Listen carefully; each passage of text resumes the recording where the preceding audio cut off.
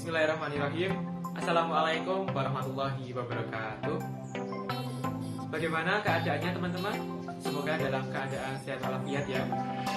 Perkenalkan, kami dari kelompok 7 mata kuliah Ilmu dan Teknologi Daging, Telur, Susu, dan Kulit. Kami dari program studi S1 Peternakan, Fakultas Pertanian Universitas Bidan. Anggota dari kelompok 7 yaitu saya sendiri, Muhammad Fauzi, NPM 191070104. Halo, perkenalkan nama saya Rivaldi Arya Diansyah, NPM 1910701018. Saya Galih, NPM 1910701048. Baik, kali ini kita akan menjelaskan mengenai Emmentaler atau keju Emmental ya, di mana Emmentaler ini merupakan salah satu dari jenis keju yang berlubang seperti itu. Next, Mas. Nah, di sini sebenarnya apa sih keju itu? Nah, keju ini merupakan produk olahan pangan yang berasal dari hasil penggumpalan atau yang disebut koagulasi protein susu. Nah, keju ini dihasilkan dengan memisahkan zat-zat padat di dalam susu melalui proses pengentalan atau yang disebut tadi koagulasi. Nah, mungkin sebagian teman-teman di sini lebih mengenal keju itu yang banyak beredar di pasaran itu seperti keju cheddar ataupun keju mozzarella ya yang sedang booming di akhir-akhir ini. Nah, kemudian terkait asal-usul dari keju, ada beberapa literatur itu yang menyebutkan ada yang berasal pertama kali itu ditemukan oleh orang Arab, pedagang Arab ya, kemudian ada yang dari Yunani kuno dan juga yang versinya itu Romawi kuno. Nah, kalau yang asal mula dari pedagang Arab ini, dulu ada seorang pedagang Arab itu yang menyimpan susu di kantong yang terbuat dari perut domba. Nah, kemudian pedagang Arab ini berkelana melalui padang pasir. Nah, ketika pada malam harinya itu, pedagang Arab ini melihat susu yang disimpan pada kantong itu ternyata sudah memisah antara yang bagian padat dan juga bagian cair. Nah, itu diindikasikan karena terpisah oleh renet yang ada pada ruminansia, kulit ruminansia seperti itu. Nah, itu merupakan versi dari kalau keju ini ditemukan pertama kali ditemukan oleh pedagang Arab. Nah, kalau terkait dari versi yang Yunani kuno ini, belum menyebutkan bahwa Aristaeus merupakan penemu keju yang pertama kali. Selain itu, tulisan Homer tahun 8000 sebelum Masehi mengatakan bahwa Cyplus merupakan pembuat keju dan juga dia menyimpan susu dari domba dan juga kambing. Nah, pada zaman Yunani kuno ini, keju dibuat untuk memberikan tenaga dan juga peningkat gairah pada tentara yang sedang berperang. Kalau untuk yang versi Romawi kuno ini, di sana ternyata keju ini sudah lebih bagus dibanding dengan daerah-daerah lain karena di Romawi kuno ini mereka sudah mengetahui terkait bagaimana cara mematangkan keju dan juga menyimpan keju dengan metode tertentu. Dengan penyimpanan tersebut bisa menghasilkan rasa yang lebih enak dan bercita rasa atau memiliki diversifikasi yang lebih banyak seperti itu. Bahkan pada zaman Romawi kuno ini mereka juga sudah membuat dapur khusus yang dinamakan dengan caseale. Walaupun sejarah memberikan informasi yang berbeda, pada dasarnya pengolahan keju ini didasari oleh ketidaksengajaan yang akhirnya itu menjadi suatu kebiasaan karena dapat menghasilkan produk yang lezat untuk dinikmati dan memiliki jangka waktu yang cukup lama, memiliki jangka simpan yang cukup lama. Next, Mas. Nah, yang selanjutnya ini terkait jenis-jenis keju. Yang pertama, teman-teman bisa melihat ya ada blue cheese atau keju biru ya biasanya disebutnya seperti itu. Nah, blue cheese ini terbuat dari susu kambing, sapi ataupun domba, diawetkan dengan biakan jamur penicillium. Nah, mungkin teman-teman bisa melihat ya ciri khas dari keju biru ini yaitu ada warna-warna biru yang ada pada keju baik di permukaan ataupun di bagian dalamnya. Kemudian juga ada keju mozzarella, di mana keju mozzarella ini merupakan keju putih yang lembut dan memiliki kadar air yang tinggi. Nah, keju asal Italia ini dibuat bisa dari susu sapi ataupun dari susu kerbau. Nah, keju mozzarella ini memiliki tekstur yang lembut dan juga kenyal. Yang selanjutnya, ini ada keju feta ya atau feta cheese, di mana feta cheese ini memiliki rasa yang asin dengan tekstur yang lembut, sehingga terlihat creamy dan juga rapuh. Dapat dibuat dari susu domba ataupun dari susu kambing. Nah, selanjutnya ada keju cottage. Nah, keju ini memiliki warna putih dan juga lembut yang terbuat dari susu sapi. Diperkirakan keju ini berasal dari negeri Paman Sam. Selanjutnya ada keju ricotta ya. Keju ini berasal dari Italia dengan tekstur krim yang terbuat dari susu kambing, sapi ataupun domba, bahkan bisa terbuat dari susu kerbau. Keju ini memiliki rasa yang lebih tawar dibandingkan keju lainnya dan memiliki tekstur yang sedikit kasar dibanding dengan keju yang lainnya. Yang selanjutnya ada keju parmesan ya, di mana keju ini memiliki tekstur yang berpasir dan rasa yang cukup asin. Keju ini terbuat dari susu mentah yang tidak dipasteurisasi, jadi susu segar itu langsung diolah seperti itu. Yang selanjutnya ini ada keju Swiss atau Swiss cheese ya. Keju ini memiliki ciri khas lubang pada permukaan ataupun bagian dalamnya.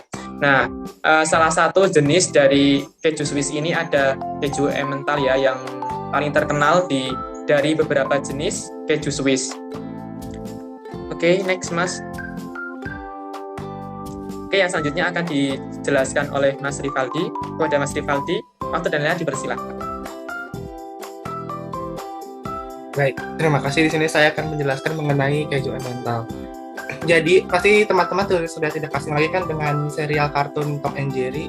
Nah, keju yang sering kita lihat dalam kartun Tom and Jerry itu adalah keju Emmental atau Emmentaler dalam bahasa Perancis, atau dikenal juga dengan keju Swiss di Amerika Serikat.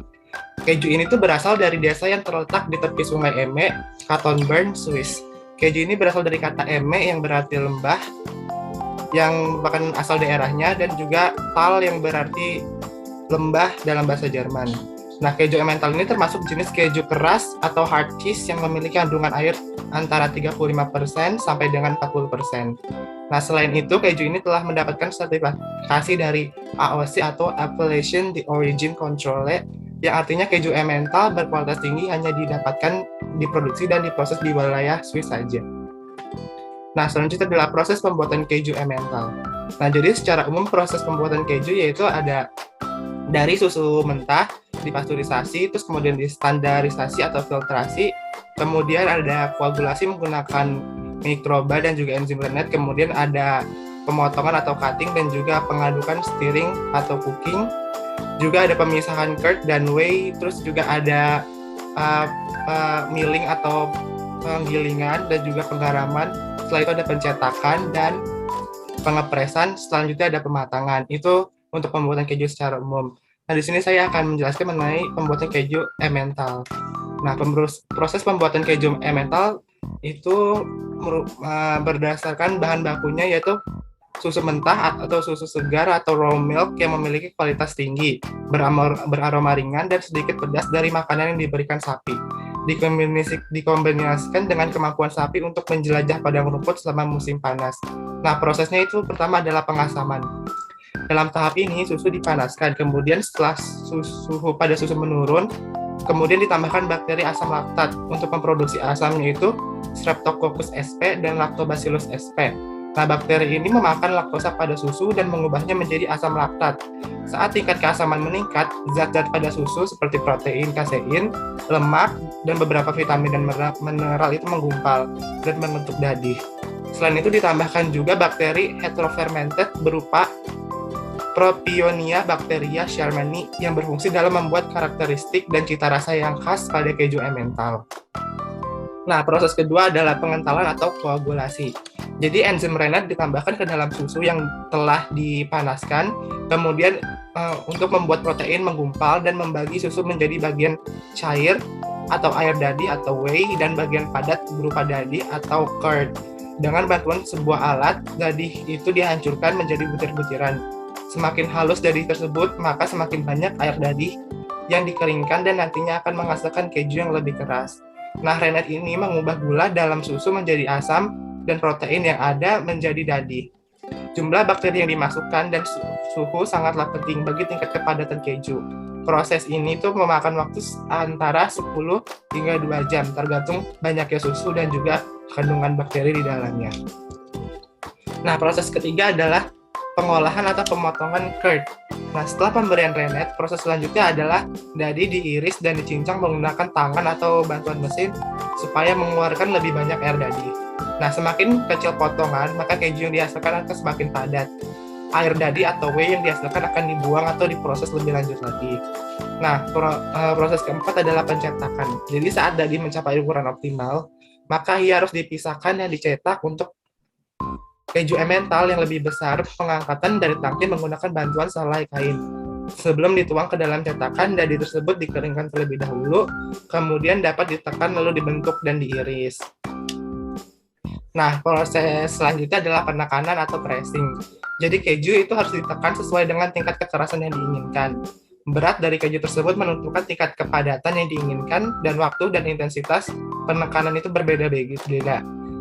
Terus karena ukuran keju dan berat keju Emmental itu besar, maka teknik pressing itu menggunakan teknik tekanan hidrolik. Selanjutnya adalah proses pengasinan. Jadi setelah keju dibentuk, dilakukan penambahan garam agar keju tidak terasa tawar. Keju Emmental diasinkan dengan cara direndam air garam atau brine. Perendaman keju bisa menghabiskan waktu berjam-jam hingga berhari-hari. Selain memberikan rasa asin, garam juga membantu menghilangkan air berlebih, mengeraskan permukaan, melindungi keju agar tidak mengering, serta mengawetkan dan memurnikan keju ketika memasuki proses maturasi atau pematangan. Nah, proses terakhir adalah pematangan atau ripening. Merupakan proses yang mengubah dadi atau curd menjadi keju dengan penuh rasa. Jadi pematangan itu disebabkan oleh bakteri tertentu yang digunakan pada proses produksi. Karakter akhir dari keju itu banyak ditentukan dari jenis pematangannya. Selama proses pematangan, keju dijaga agar berada pada temperatur dan tingkat kelembapan tertentu hingga keju siap dimakan. Nah, pada pembuatan keju Emmental ini, setelah 1 bulan penyimpanan, ketika asam laktat dan asam glutamat mulai hilang, mikroba Propionia bacteria shermani itu akan mengkonsumsi asam laktat yang dikeluarkan oleh bakteri lain, yaitu bakteri yang mengubah susu menjadi keju. Nah, setelah mikroba menghasilkan banyak sekali gas karbon dioksida dari proses metabolismenya, maka akan menghasilkan karakteristik yang disebut ACE atau mata keju Emmental.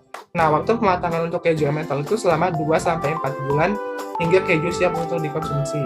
Nah, lamanya waktu pematangan juga itu akan mempengaruhi tekstur keju yang semakin keras dan rasa keju semakin kuat atau strong. Nah, selanjutnya mengenai lubang pada keju akan dijelaskan oleh rekan saya, Galih. Kepada Galih, saya persilakan. Baik, terima kasih. Oke, Badi, saya di sini berkesempatan untuk menjelaskan mengapa sih keju Emmental itu memiliki lubang. Nah, di sini pokok bahasannya yang pertama adalah penyebab keju berlubang, terus keunggulan dari keju Emmental, dan terakhir adalah olahan keju Emmental itu sendiri itu bisa dibuat apa aja sih gitu. Oke, boleh di next.